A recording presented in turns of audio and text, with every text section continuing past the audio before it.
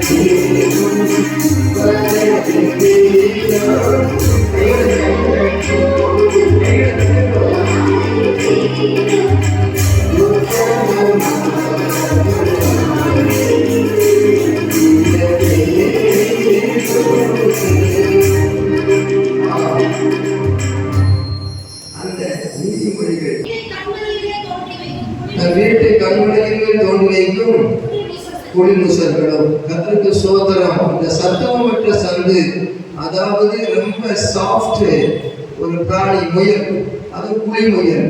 இது என்ன செய்யும்? கண்மலையிலே இருக்கக்கூடிய மணற்பாங்கான பகுதியிலே அது கஷ்டப்பட்டு பிரயாசப்பட்டு தோண்டி அப்படியே உள்ள அங்கங்க வணங்கி ஓடிடும். ஆனா இந்த கண்மலையில் என்ன இருக்கிறது? நீதிமொழிகள் 30ஆம் அதிகாரத்திலே பார்க்கும் பொழுது கர்த்தருக்கு சுதந்திரம் உண்டாவதாக 18-19 வசனத்தை படியுங்க. எல்லாரும் சேர்ந்து தயவுசெய்து படிங்க. எனக்கு மிகவும் ஆச்சரியமானது மூன்று உண்டு, என் புத்தி கெட்டார்கள் 4 உண்டு. அவையாவது ஆகாயத்தில் கழுகினுடைய வழியும், கண்மலையில் பாம்பினுடைய வழியும், நடுக்கடலில் கப்பலுடைய வழியும், ஒரு நன்மையை நடக்கும் மனுஷனுடைய வழியுமே. சரி போட்டோம். இந்த ஒரு குறிப்பு எடுப்போம். ஆகாயத்தில் கழுகுனுடைய வழி ஆச்சரியமானது, அதுபோல கண்மலையின் மேல் பாம்பினுடைய வழி. எந்த நேரம் பாம்பு வரும்னு தெரியாது. அது கண்மலையின் மேல இருக்கிறது. அப்படியான டேபிளுக்கு மேல இருக்கிறது வாட்டர் பாட்டில், இது ஒரு அனுபவம். டேபிளுக்கு கீழே இருக்கிறது, இது ஒரு அனுபவம். அதுபோல கிறிஸ்துவுக்கு உள்ளே இருக்கிற ஒரு அனுபவம், கிறிஸ்துவுக்கு வெளியே இருக்கிற ஒரு அனுபவம். 1 கொரிந்தியர் புத்தகம் 10ஆம் அதிகாரத்தில் எடுத்து படிக்கும் பொழுது 1 கொரிந்தியர் 10ஆம் அதிகாரம் அதை எடுத்து வாசிக்கும் பொழுது அந்த ஞான கண்மலை கிறிஸ்துவே என்று சொல்லப்பட்டிருக்கிறது. அதை எடுத்து படிக்க பார்க்கலாம். 1 கொரிந்தியர் 10:4 படிங்க. தாழ்மையா படிக்கல, தாழ்மையினருக்கு திருப்பி படிக்கிறாரா? எல்லாரும் ஒரே ஞானபானத்தை கொடுத்தாரு. எப்படி எனில் அவர்களுக்கு சென்ற ஞான கண்மலை தண்ணீர் குடித்தார்கள். அந்த கண்மலை கிறிஸ்துவே. அறிவை சொல்லுவோமா? இந்த கண்மலையின் மேல என்ன இருக்குதான்? பாம்பினுடைய வழி இருக்குது. படிக்கணும், பிடிக்கணும், சாத்தான அடிக்கணும், எல்லாத்தையும் செய்து முடிக்கணும். உனக்கு அந்த ஞானம் கிடைக்கணும். அதில் சொல்லுவோமா?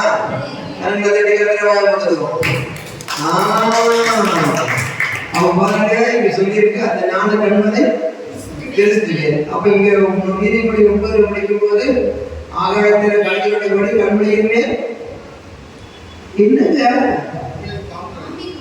பாம்பு கொண்டு போய் படிக்க வேண்டாம். ஆகாயத்தில் கழுகுகளுடைய கண்மலையின் மேல் கண்மலைக்கு மேல பாம்பு. ஆனா கண்மலைக்கு உள்ள வீட்டை கட்டி வச்சிருக்கிறது குளிர்ந்து செல்லும். அப்போ அந்த கண்மலையை தமிழ கிறிஸ்துன்னு சொல்லியிருக்கு. அந்த கிறிஸ்துவாகிய கண்மலையில் சொல்லுவோமா, கண்மலை கிறிஸ்துவே உம்மிலே கிருபையும் நிதியே, கண்மலை கிறிஸ்துவே உம்மிலே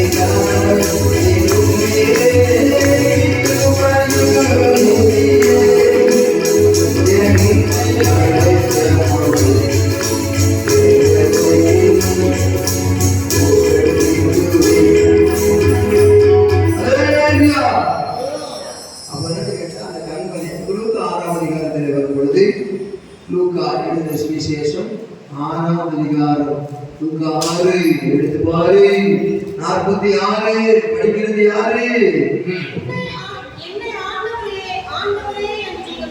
என்னை ஆண்டவரே ஆண்டவரே என்று சொல்லி நான் சொல்லுகிறபடி நீங்கள் செய்யாமல் போவது என்ன?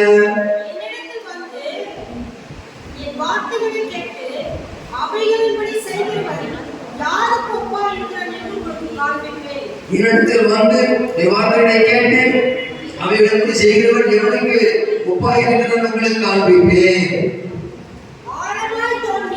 கண்மலையின் மேல் தன் வீட்டை வைக்கும் குளிமுசல். இங்க பாருங்க, ஆழமாய் தோண்டி கற்பாறையின் மேல் அஸ்திபாரம் போட்டு வீடு கட்டுகிற மனுஷனுக்கு ஒப்பாயிருக்கிற மனுஷன் படிக்கிற குளிமையிட்ட மனுஷன் படிக்கிற மகா ஞானம் உள்ளது. சாலமோன் ஞானியின் புஸ்தகத்திலே ஆகூர் என்னும் புருஷன் தன்னை மூடன் என்று தாழ்த்தி கொண்டு அங்கே சொல்லுகிற வேளையிலே அந்த ஞான கண்மலைக்குள்ளே போய் வீடு கட்டுகிற மனுஷனா இருக்கிறாயா? சாதாரண மயிலே கண்மலையில 3 வீடு கட்டுறது போட்டிருக்கிறாங்கிறத சுட்டி காட்டி அங்க சொல்லுகிறார். அப்போ அந்த தன் வீட்டை கண்மலை கட்டுகிற கண்மலையின் மீது கட்டி தன் வீட்டை ஆழமாய் தோண்டி கற்பாறையின் மேல் அஸ்திபாரம் போட்டு வீடு கட்டுகிற மனுஷனுக்கு ஒப்பா இருக்கிறான். வெறுமனையில் வந்து நீரோட்டம் அந்த வீட்டின் மேல் மோதியும் அதை அசைக்க கூடாமல் போயிற்று. ஏனென்றால் அது கண்மலையின் மேல் அஸ்திபாரம் போடப்பட்டிருந்தது. என் வார்த்தையை கேட்கும் அவைகளின்படி செய்யாதவனும் அஸ்திபாரம் இல்லாமல் மனிதன் மண்ணின் மேல் வீடு கட்டுகிற மனுஷனுக்கு ஒப்பா இருக்கிறான். நீரோட்டம் அதில் மோதின உடனே அது விழுந்து முழுவதும் அழிந்தது என்றார். அல்லேலூயா. கற்பாறையின் மேல் கட்டினவன் புத்தி உள்ளவன் கட்டுதையா. கற்பாறையின் மேல் கட்டினவன் புத்தி உள்ளவன். கற்பாறையின் மேல் கட்டினவன் புத்தி உள்ளவன். பெருமாளே பேசினது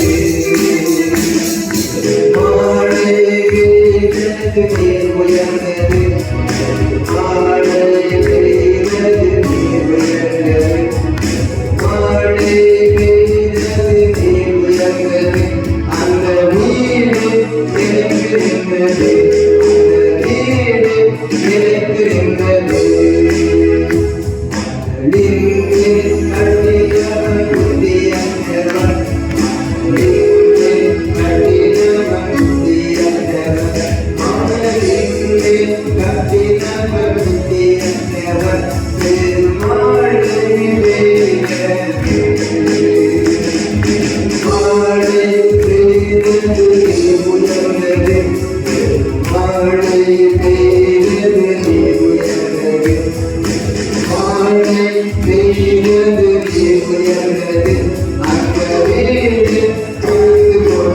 அந்த வீடு அழிந்து போனது.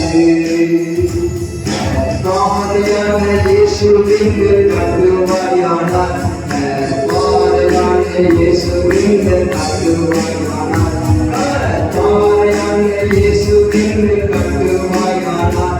நீ என்றென்றும் நிலைத்திருப்பாய், நீ என்றென்றும் நிலைத்திருப்பாய், நீ என்றென்றும் நிலைத்திருப்பாய்.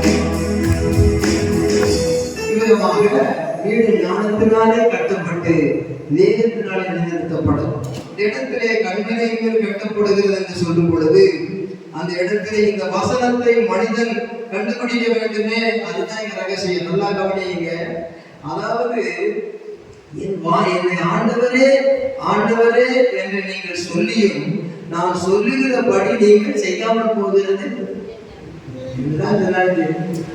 சொன்னாங்க. மம்மி பாஸ்டர் சொன்னார், டேடி பாஸ்டர் சொல்லுவாரு, இன்னும் கூட சொல்லுவாரு, எனக்கு எல்லாம் தெரியும். ஏன்னா பாஸ்டரும் விதி பிறந்தவர், நீயும் விதி பிறந்தவர், நானும் விதி பிறந்தவங்க இருக்கவே கூடாது. எதுவும் சோதனை தப்பு. அப்ப என்னன்னு கேட்டா, 1000 வசனங்கள் இருந்தாலும் அனுபவத்திலே வளர வேண்டும். அதற்கு சோதனம். இன்றைக்கு சத்தியத்தை மாற்றி நித்தியத்துக்கும் போகாத வைத்தியமா இருக்கின்றன, அவனுக்கு வைத்தியம் பார்க்க வேண்டியது. அதான் முடியும். இந்த இடத்துல பாருங்க, என்னை ஆண்டவரே ஆண்டவரே என்று நீங்கள் சொல்லியும் இயேசுநாதரே சொல்றாரு. இயேசுநாதர் நேரடியா வந்து எங்களை சொல்லட்டும். அவர் தான் சொல்றாரு, என்னை நோக்கி நீங்கள் ஆண்டவரே என்னை ஆண்டவரே ஆண்டவரே நீங்கள் சொல்லியும் நான் சொல்லுகிறபடி நீங்கள் செய்யாமல் போகிறது என்ன சொல்றீங்க? நான் சொல்றேன், நீங்க ஆண்டவரே என்னோட பேசும் ஐயா, ஆண்டவரே வெளிப்படுத்த, ஆண்டவரே நான் ஒப்பு கொடுக்கிற, ஆண்டவரே தாட்டு. சரி, எல்லாம் ஆண்டவரே ஆண்டவரே சொல்றேன், ஆனா சொல்றபடி செய்ய மாட்டேன். படிக்கிறது வேதம், இடிக்கிறது கோயில் இருக்கிய அப்படின்னு மாதிரி. அப்ப இந்த வசனத்தை கண்டுபிடிக்கக்கூடிய உணர்வு நமக்கு தேவை இருக்கிறது. அறிவா, உணர்வு, கல்வியா, செல்வமா, வீரமான பாடனா உலகத்துல நான் சொல்லுகிறேன். அறிவா, ஆற்றலா, உணர்வா என்பது ஆற்றல் இருக்கட்டும், அறிவு இருக்கட்டும், உணர்வும் தெளிவும் உனக்கு வேண்டும் அல்லவா? அப்படியான இந்த குழுமியில் இந்த வசனத்தை தனக்கு தான் எழுதி கண்டுபிடிச்சிருச்சு. 104ஆம் சங்கீதத்தை எடுங்க. கர்த்தருக்கு ஸ்தோத்திரம். 104ஆம் சங்கீதம். ஒரு முயல் கண்டுபிடிச்சிருச்சு, நம்ம கண்டுபிடிக்கல. 104ஆம் சங்கீதம் 18வது வசனத்தை எல்லாரும் எடுங்க. 104ஆம் சங்கீதம் 18ஆம் வசனம். உயர்ந்த பர்வதங்கள் வரையாடுகளுக்கும் கண்முளைகள் குடிமுசல்களுக்கும் அடைக்கலாம். அதே சொல்லுவோம், அடைக்கலமே அதிசயமே ஆராதனை ஆராதனை 1 2 3 அடைக்கலமே அதிசயமே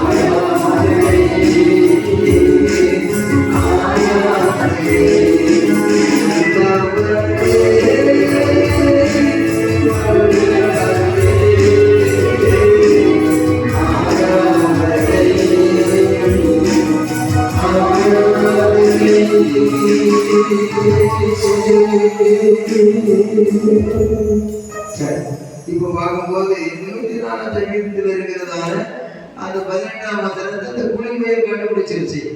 எப்படி கண்டுபிடிச்சது? சர்வ சிருஷ்டிக்கும் சுவிசேஷத்தை பிரசங்கியுங்கள் என்றால் for all creatures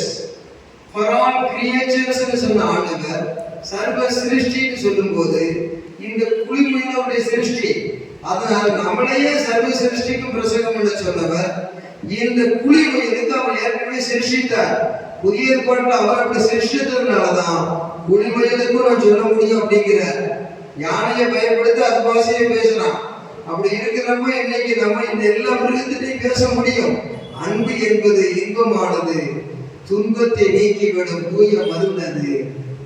ஆகையினாலே பாஷை விளக்கத்தை அன்பினாலே எவருக்கும் எதையும் கற்றுக் கொடுக்க முடியும். அந்தமான் காட்டுவாசிகளிடத்திலும் அன்பும் பண்பும் காட்டி இன்ப சுவிசேஷத்தை சொல்லி வருகிறார்களே, நாம் அதை அறிய வேண்டும். உணர்வு பூர்வமான ஒரு செயல் ஒரு இருதயத்தை திருப்பும்.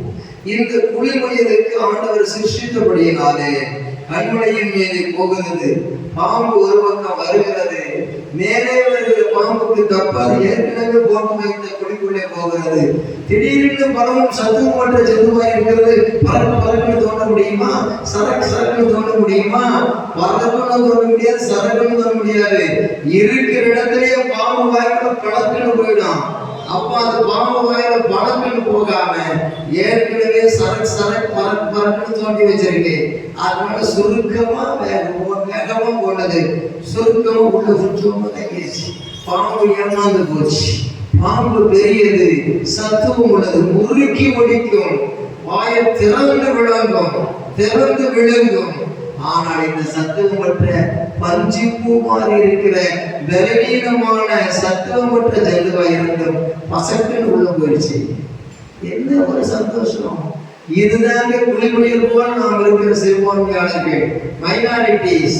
அப்படியே நம்மளை விழுங்கிடுவோம்னு பார்க்கலாம், நம்மளை சாப்பிடலாம்னு பார்க்கலாம், நம்மளை சமைச்சிடலாம்னு பார்க்கலாம், நம்மளை முடிச்சிடலாம்னு பார்க்கலாம். என்னதான் இருந்தாலும் சபையை கட்டுவேன், பாதாளத்தின் வாசல்கள் அதை மேற்கொள்ளுதல் என்று சொன்னவர் இதுவரைக்கும் ஹிட்லர் காலத்துக்கு முன்னால இருந்து பார்ப்போம் காலத்துல இருந்தும் ஹிட்லர் காலத்துக்கு பின்னாலேயும் அவர் நமக்காக ரொம்ப அருமையான ஆண்டவர்களாக இருந்து கொண்டு வந்து காப்பாற்றுகிறார். நாமெல்லாம் சத்துவமற்ற ஜந்து. என்ன செய்வேன், நான் என்ன சொல்வேன், நான் எங்கே செல்வேன், ஆண்டவரே என்ன தச்சம்னு சாப்பிட்டுக்கிட்டு இருக்கிறோம்.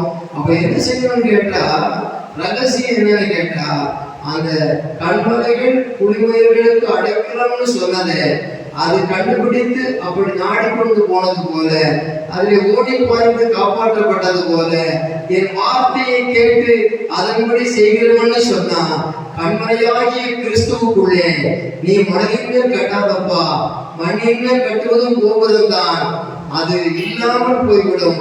நீ அவருடைய வார்த்தையாகிய கல்லின் மேல் கட்டு, அது என்றைக்குமே நிலைத்திருக்கும் என்று சொல்லும் பொழுது, நான் செய்கிறதையெல்லாம் செய்கிறேன், அப்படி செய்தேன், இப்படி செய்தேன், அங்கே செய்தேன், இங்கே செய்தேன், இப்படி பார்த்தேன், அப்படி பார்த்தேன், அதில் உன்னுடைய சுயமும் பெருமையும் கலந்து நீ சில மதிப்பையும் நாடி சில காரியங்களை செய்திருக்கலாம்.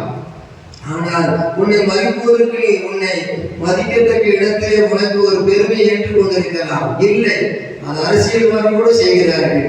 நீ செய்கிற செயல் உன் தேவன், அடுத்தபடியாக உன்னுடைய தேவனுடைய தாசனாகிய பாஸ்டர் அவருடைய ஆலோசனைப்படி உன்னை தனிப்பட்ட வாழ்க்கையிலும் குடும்ப வாழ்க்கையிலும் சகல காரியத்திலும் உலக அறிவுலக ஆயுள் இருந்தாலும் சரி, ஞானிகளை வெட்கப்படுத்தும்படி பைத்தியமானவர்களை தெரிந்து கொண்ட அந்த ஊழியக்காரனிடத்திலே உண்மையான அன்போடு பேசி பழகி செய்ய வேண்டிய செய்தால், உன்னுடைய கடமைகளை சரியாய் செய்தால் நிச்சயமாக நீ ஆசீர்வதிக்கப்படுவாய். அனைவருடைய வாழ்க்கையிலே கெட்டிக்காரத்தனமாக காரியங்களை செய்து விடுகிறார்கள். பின்பு மிகவும் முட்டி அழுது கொண்டு காணப்படுகிறார்கள். சிலர் ஒன்றுமே தெரியாத பேதைகள் போல காரியங்களை செய்கிறார்கள். ஆண்டவருடைய பிள்ளைகள் சரியாக கத்தரோடு இருந்தவர்கள் பாதை மங்களமாய் ஒளிமயமாய் இருக்கிறது. காரணம் என்ன? அவர் ஞானிகளை அவருடைய ஞானத்தில் பிடிக்கிறார், அறிவாளிகள் அறிவிலே அவர் பிடிக்கிறார். ஆகவே ஆண்டவரே, நாங்கள் ஞானிகளுக்கும் கல்விமான்களுக்கும் மறைத்து இதை பாலகர்களுக்கு வெளிப்படுத்தினீரே, இந்த வசனத்தினுடைய தாழ்மையாய் கேட்டு கீழ்ப்படுகிற என்ற ஒரே வார்த்தையினாலே ஆபிரகாம் ஆசீர்வதிக்கப்பட்டது போல தேவ வசனத்தை கீழ்ப்படிவோம், தேவ ஆசீர்வாதங்களை பெற்றுக்கொள்வோம். அல்லேலூயா சொல்லுவோமா? அல்லேலூயா, அல்லேலூயா, அல்லேலூயா. கர்த்தருக்கு ஸ்தோத்திரம். கர்த்தருடைய சமூகத்திலே அவருடைய நியாயத்திற்கு நாளிலே அவருக்காக நம் ஆத்துமாக்களை சேர்த்து வைக்க வேண்டும். தனித்தார் ஊழியத்தின் மூலமாக, சபையில ஏற்படுத்துகிற ஊழியத்தின் மூலமாக, தங்களுடைய வாழ்க்கையில வேலை செய்கிற வேலை ஸ்தலத்திலே ஆத்துமாக்களை சந்திக்கிறது மூலமாக யார் பார்த்தாலும் பார்க்காம ஆத்துமாக்களை சேர்க்க வேண்டும். நாமோ தேவனுடைய ஊழியத்திலே பில்லி சூனியம் பிடித்தவர்கள், மந்திரவாதம் பிடித்தவர்கள், பலவிதமான சாபக்கூடாத குடும்பங்களை பிரித்து ஜெபிக்கும் பொழுது அது நம்மை தாக்கி விடாதபடி கண்மையான கிறிஸ்துவிலே ஆழமாய் கொண்டு வர வேண்டும். எத்தனையோ பாடுகளை துன்பங்களை கடந்து வந்த மனிதர், வெறும் குடும்பத்திலே பாதிப்புகள் அடைந்த மனிதர், சொல்லித் தருவார் யாரும் இல்லை. அறிந்து கொண்டதோ பிந்தி, அறியாமல் இருந்ததோ முந்தி.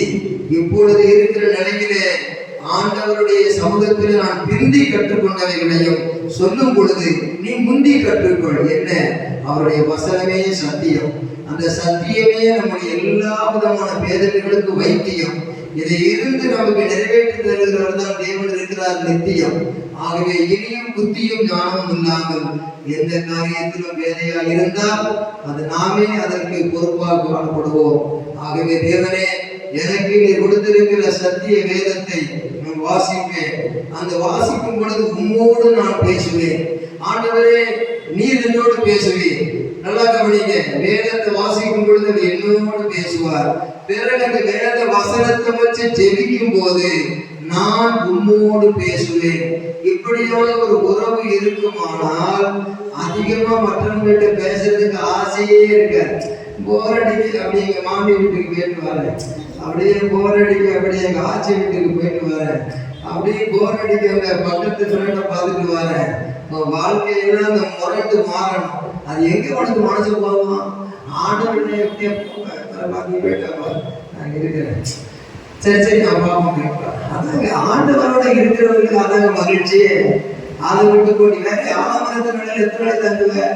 ஆலமரத்து நிலையில பழம் சாப்பிட்டுக்கிட்டே படுத்து உறங்குனாலும் வீட்டுக்கு போனாதான் உனக்கு என்ன கிடைக்கும்? எத்தனை மணிக்கு ஆலமரத்தை தின்னுட்டு இருப்பேன், ஆலமரத்தை தின்னுட்டு இருப்பேன், ஆலமரத்து வெயில் இருந்துட்டு இருப்பேன். பஸ் ஸ்டாண்டு படம் உள்ளதுன்னா அது பார்த்துக்கிட்டு இருக்க கொஞ்ச நேரத்துக்கு நல்லா தான் இருக்கான். ஆலமரம் பஸ் ஸ்டாண்ட்ல இருக்க முடியுமா? பிச்சைக்காரன் நடிச்சு 10 பைசா போட்டு போயிடுவோம். அதனால வீட்டுக்கு போகணும், ஜாப் பண்ண சந்தோஷமா இருக்கணும். ஆக எல்லாத்துலயும் ஞானம் வேணும். ரத்த ஓட்டை இருக்கும் பொழுது புத்திசாலித்தன வேணும். கண்ணுக்கு அழகான காரியத்தை நின்று கவனிக்க வேணும். அதுதான் ரகசியம். ஆகையினால இந்த ஒரு குறிப்பு போதும். ஆகையினால தேவனுடைய பிள்ளைகளை என்ன செய்யணும்னா, இருமைய மறந்தறிஞ்சு இருமை மறக்காது. அதற்கு சோதனம். ஓடுகிற பெரிய மயில மறந்தறிஞ்சிருந்து குடிமயில மறக்காது. அதற்கு சோதனம். இந்த குடிமயில் மிகவும் சாப்பிட்டா சத்துவமற்றதா இருந்தாலும், சத்துவம் என்றால் மலையாளத்துல மச்சுவம்னு வேறு. அதாவது எலும்புக்குள்ள இருக்கிற மச்சை, அந்த எலும்புக்குள்ள இருக்கிற அந்த சக்தி ஸ்டாமினா உள்ள இருக்குது. அது வெளியே இருக்கிற கைகால் அசைக்கிற வேகம் ஸ்ட்ரென்த், வெளியரங்கமானது பலன், உள்ளே இருக்கிறது சத்துவம். The inner strength in Christ from heaven through the Holy Spirit. பரிசுத்த ஆவியினாலே உள்ளான மனுஷனை பலப்படுத்தக்கூடிய தெய்வீக வல்லமை அது நமக்குள்ளே வரும் பொழுது மருந்து வீட் பண்ண, மாத்திரையை வீட் பண்ண, சாப்பிடுறது நல்லது. More than that, double fold power, triple fold power, 1000 fold power only from above, from God, from our throne. அவருடைய சிங்காசனத்தில் இருந்து 1000 மடங்கு வருகிறது. ஆகையினாலே தேவனுடைய மகனே, தேவனுடைய வார்த்தையை கண்டுபிடிச்சு அதுல பலத்தைய சத்துவத்தை அடைய வேண்டும். அதற்கு சோதனை அந்த குடிமையின் இடத்திலே அதை நாம் அடைந்து கொள்ளுகிறோம், பெற்றுக் கொள்ளுகிறோம். குடிமையில் 194 சங்கீதத்தை உணர்வுபூர்வமா படிச்சிருச்சு. உணர்வுபூர்வமா படிக்கிறது தான் உண்மை. உணர்வு இல்லாம அறிவுபூர்வமாய் படிப்பது அறிவானந்த போதினி. அறிவிலே ஆனந்தம் அடைந்து நான் போதிப்பதனால் அறிவானந்த போதினி ஆகிவிடுவேன். அனுபவத்திலே கண்ட 5 காரியத்தை சொல்வது அனுபவ ஆனந்த போதினி. நீ அறிவானந்த போதினியா, அனுபவ ஆனந்த போதினியா? நான் அனுபவ ஆனந்த போதினி. வெற்றியும் தோல்வியும் என்னிலே வந்து என் மனம் வாடும். அதில் கற்றுக்கொண்டு முன்னேறும் பொழுது தலையில் வந்து மகிமையின் முடி சூடும். அதைத்தான் இன்று காண வேண்டும். கர்த்தருக்கு ஸ்தோத்திரம். அருமையானவர்களே, இதை நினைக்கும் பொழுது நாம் ஒரு வசனத்தை இங்கே காண வேண்டியது இருக்கிறது. 66ஆம் சங்கீதத்தை பாருங்க. கர்த்தருக்கு ஸ்தோத்திரம். அல்லேலூயா. கர்த்தருக்கு ஸ்தோத்திரம்.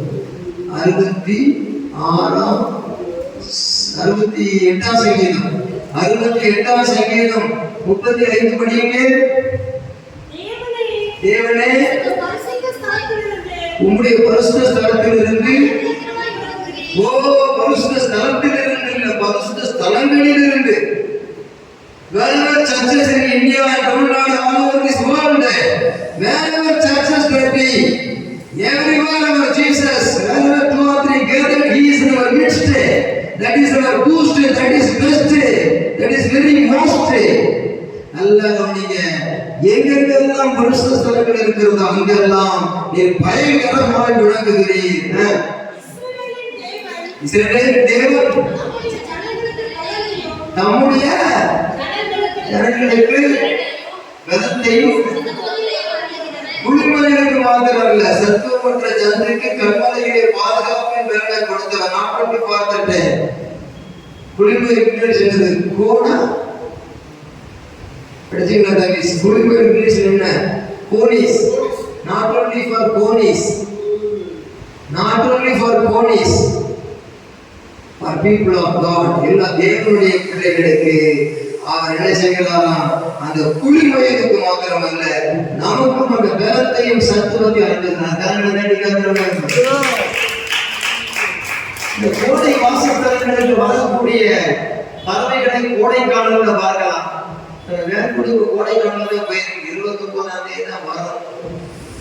நீங்க போனா உங்களுக்கு வரும், நீங்க போனா வேற எங்கேயும் போகும். அவ்வளவுதான். யோசி அல்லையே சொல்லுவோமா? அட்லீஸ்ட் வாசி அல்லையா? இந்த வேலை என்ன சொல்றேன்னா, அந்த சோதரம் அந்த கோடைக்காலத்துக்கு வருகிறதான வேடந்தாங்கல் பகுதிக்கு வருகிறத வேடந்தாங்களுக்கு வருகிற பறவைகளுக்கு யார் சொல்லிக் கொடுத்தா? நீ இப்பொழுது இங்க இருந்து அங்க போ, அங்க இருந்து இங்க போன்னு. வனாந்தர பறவைகள் அந்த குளிர் பிரதேசத்துக்கு வந்து வெயில் தாங்க முடியாம உணர்வு பூர்வமாக வந்து சிறகடித்து பறந்து வந்து அங்கே சிங்காரமான காட்சி கொடுத்தாலும் அதற்கு அந்த மகிழ்ச்சியான இடமாக காணப்படுகிறது. அப்படியானால் அது உணர்வு பூர்வமாய் வருகிறது. ஒரு காரியத்திலே ஒரு காரியம் உண்மையா நன்மையா என்று சொல்லுகிறதை உணர்வை கட்டுப்படுத்தக்கூடாது. இந்த உணர்த்து மனசாட்சியில் உணர்த்திக்கிட்டே இருக்கிற ஆண்டவரை திரும்ப உணர்த்துறாங்க. நான் இன்னும் உணர்ந்து போன எலும்பு மாதிரி இருக்கலாமா? அதை உணர்த்து செய்து பார். கர்த்தருடைய ஊழியக்காரர்களுக்கு கொடுத்த அனுபவமும் ஆலோசனையும் உனக்கு ஆசீர்வாதமாய் விளங்கும். அந்தந்த சபையின் தூதனுக்கு அந்தந்த செய்தியை கொடுக்கிறார் என்றால் அதிலேதான் ஆசீர்வாதம் இருக்கிறது. எப்படியும் சாதித்து விட்டேன், வேலை கிடைத்து விட்டது, அந்த வேலை கம்பெனியுமே எடுத்துருவோம். அதுக்கு எப்படியும் சாதித்து விட்டேன், கல்யாணம் முடிச்சுட்டேன், அந்த புருஷன் விட்டு ஓடிடுவோம். எத்தனை சம்பவம் நடக்குது? தேவ ஆலோசனைக்கு காத்துரு, இழந்து போனால் பொறுமையாய் காத்துரு, இருப்பதை வைத்துக் கொண்டு ஞானமாய் முன்னேறு. அதுதான் ரகசியம். இடத்திலே 61ஆம் சங்கீதத்திலே பலனையும் சத்துவத்தையும் அருளுகிறார். ஆகவே இன்றைக்கு அந்த தேவன் அவருக்கு ஸ்தோத்திரம் செலுத்த விரும்புகிறார். நாம் ஸ்தோத்திரம் செலுத்தி அவருடைய பலனை சத்துவத்தை அடைய வேண்டும். இந்த இடத்திலே பலனை சத்துவத்தை அணுகிறார் என்றால் not only spiritual, physically also God will give you strength and power. கர்த்தருக்கு ஸ்தோத்திரம் உண்டாவதாக. யாருக்கு கொடுக்கிறார்? ஏசாயா 40ஆம் அதிகாரத்திலே 27ஆம் வசனத்திலிருந்து யாக்கோபின் தேவ யாக்கோபே நாம் சொந்த படிங்க 27 இஸ்ரவேலே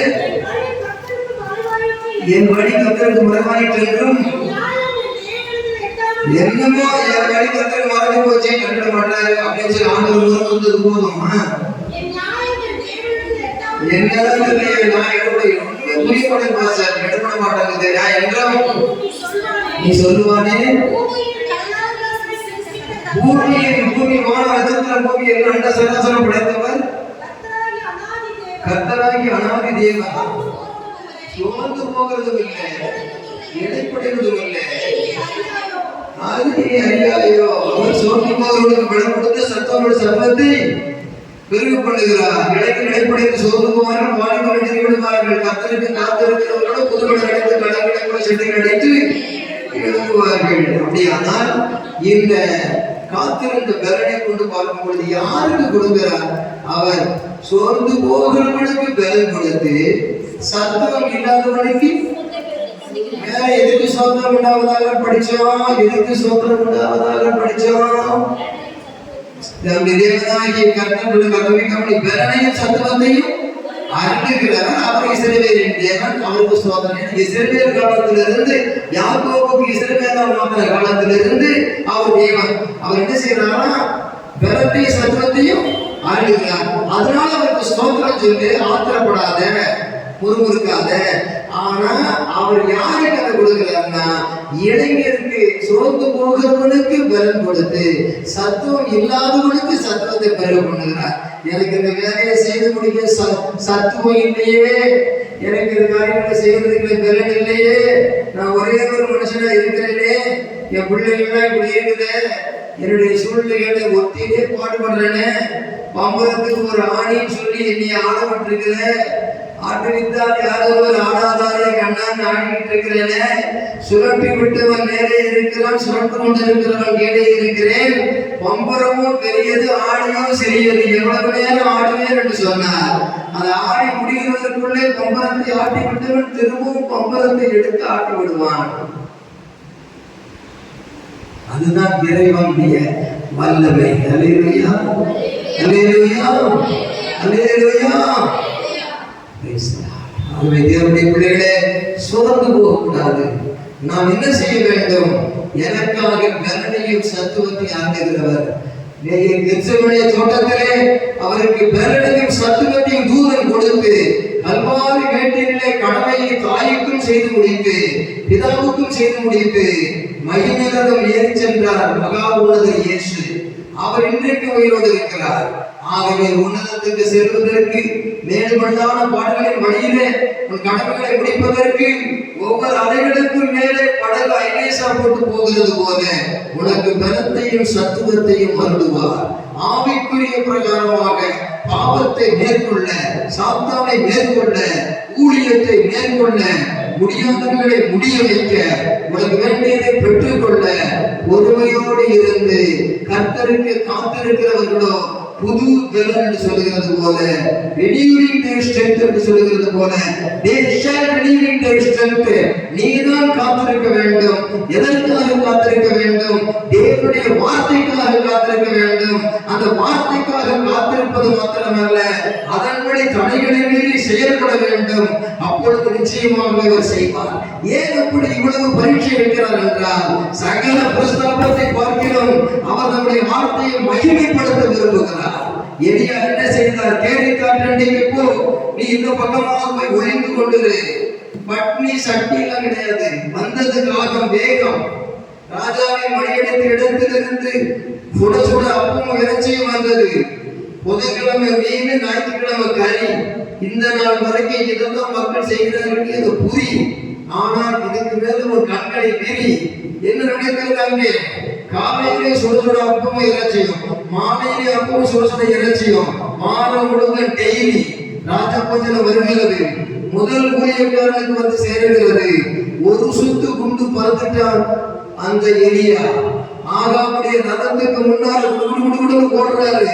குதிரை பின்னால, ரதங்கள் பின்னால. எங்கிருந்து வந்தது? அவனுக்கு தெரியும், என் வார்த்தைகளை கேட்டு அதன்படி செய்கிறவன் எவனோ அவன் கண்மலையில் கட்டி வீட்டுக்கு ஒப்பாய் இருக்கிறான்.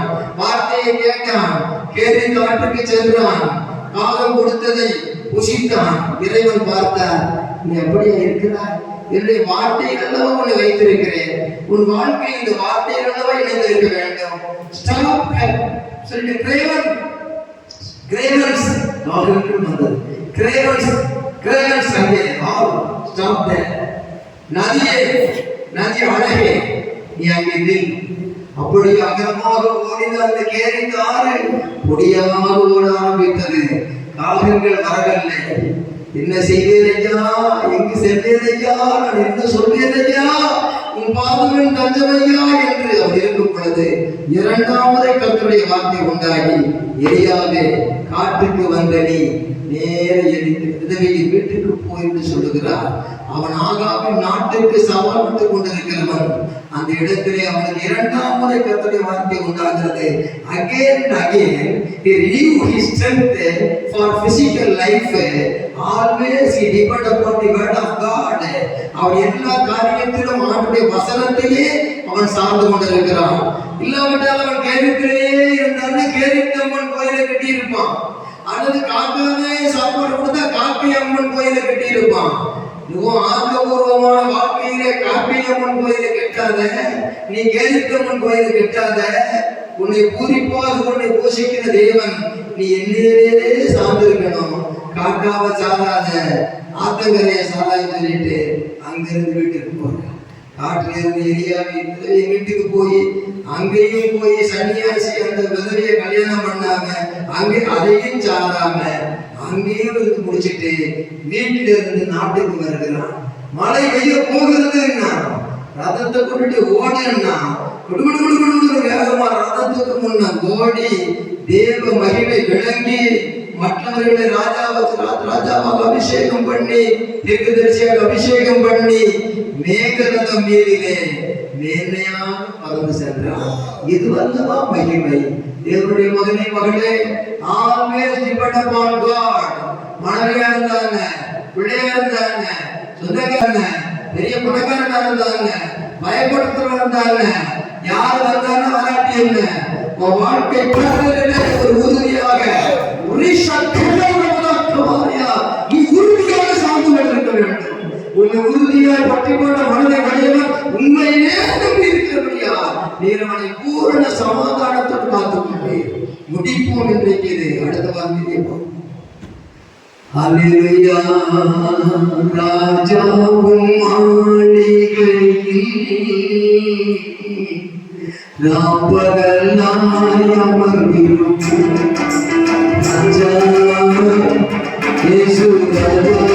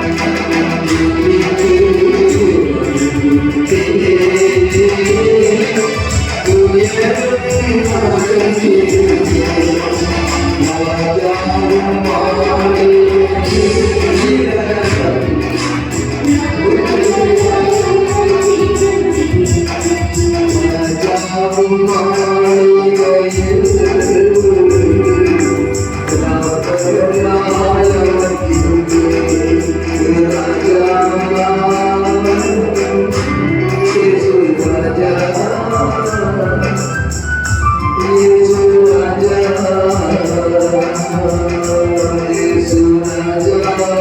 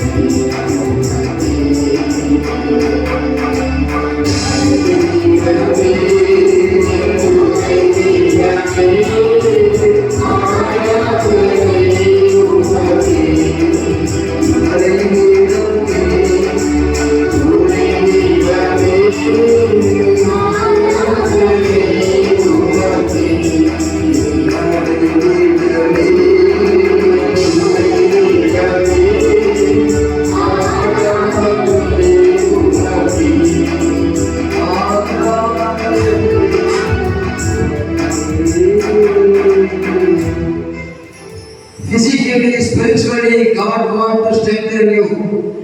ஆவிக்குரிய பிரகாரம் சரீரப்புறம் பலத்தை சத்துவத்தை கொடுத்து அனுப்புகிறார். இந்த தேவைகளை குறித்து நீங்க காட்டில் இருந்தாலும் சரி, இன்னொருத்தர் வீட்டில் இருந்தாலும் நாட்டில் இருந்தாலும் சரி, ஆண்டவர் உங்கள் தேவைகளை சந்திக்க அவர் பலத்தையும் சத்துவத்தையும் அருள அவர் சமூகத்திலே காத்திருக்க அவர் வார்த்தையை தியானித்து வாங்குங்க. வார்த்தையை அதே வார்த்தையை கொண்டு அவர்கிட்ட பேசுங்க. தேவ மகிமை ஓங்கும். இது ஒரு தனிமையிலே இனிமை காணும் அனுபவம். மற்றவர்களோடு எல்லாம் பேசுங்க, எல்லாம் போயிட்டு வாங்க, சந்தோஷமா இருங்க. ஆதாம் ஏவாள் எத்தனை ஒண்ணுக்கு ஒரே சரீரமா இருந்தாலும் கொஞ்ச நேரம் தன்னை ஆண்டவர் சந்திக்க வேண்டும் என்று திரும்பி வந்தார் அல்லவா? இங்கதான் ரகசியமே இருக்கு, பரம ரகசியம். ஆகவே ஆண்டவரோடு பேசுகிறவன் மற்றவர்களோடு அதிகம் பேச விரும்ப மாட்டான். ஆண்டவருடைய மகிமையின் தரிசனத்தை காண்கிறவன் ஊர் உல்லாசமெல்லாம் அதிகம் போய்கிட்டே இருக்க மாட்டான். போகிறது நல்லது, பார்க்கிறது நல்லது, ஆண்டவர் படைப்புல மகிழ்றது நல்லது.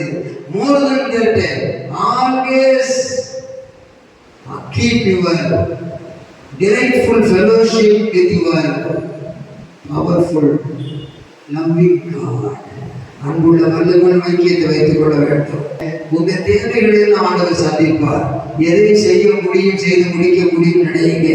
கர்த்தருடைய வார்த்தையை பின்பற்றுங்கள், கர்த்தர் உதவி செய்வார். ஆவிக்குரிய பிரகாரம் கர்த்தருடைய வார்த்தையை முக்கியப்படுத்துங்க, சரீர பிரகாரம் கர்த்தருடைய வார்த்தையை முக்கியப்படுத்துங்க. ஆண்டவருடைய வார்த்தையை கேட்டு அதன்படி செய்யும் பொழுது நீங்க தான் பொறுப்புன்னு சொல்லுங்க. அந்த கண்மலையிலே தான் குடியிருக்கிற இடம் என்று முயலுக்கு உணர்வு கண்டுபிடித்தது போல உங்களுடைய உள் உணர்வின்படியாக ஜெபித்து என்ன உணர்வு கிடைக்கிறதோ அதை தேவ வசனத்தின்படி அதை செய்யுங்க. முதலாவது பாத்திரத்தை உட்புறத்தை பூசுன்னு சொன்னா அதை ஞானமா சிந்தியுங்க. வீட்டில் உள்புறத்தை செய்வோம், பிறகு வெளிப்புறத்தை வேலை செய்யலாம். அது மாதிரி உட்புறம் வெளிப்புறம் வார்த்தை எடுங்க. Every area of your life, whatever you want to do for yourself or for God, always by the word of God. Always give full importance to the word of God. Then you will receive the victory of the Lord. நீ தேவனுக்கு முதல் வார்த்தையை கொண்டு செய்வார். கரங்களை தட்டி கர்த்தரை மகிமைப்படுத்துங்கள். எல்லாரும் ஆசீர்வாதத்தை